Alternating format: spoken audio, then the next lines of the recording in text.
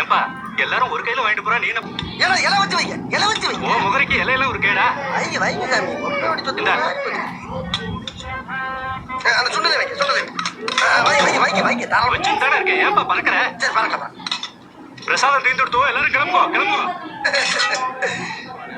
அப்பாடா தீர்ந்துச்சுல போக வேண்டியதானே. எங்களுக்கு போக தெரியும் நீ வாங்கிட்டு கிளம்பு எதுக்கு போற வழியில குரங்கு மாதிரி பறிச்சு பிடிக்கிறதுக்கா? அந்த புத்தியெல்லாம் எங்களுக்கு கிடையாது, அதுவா கிடைக்கும். ஆமா அதுவா கிழிக்குது. கேட்டு வாங்கி தின்னா தானே கிடைக்கும்.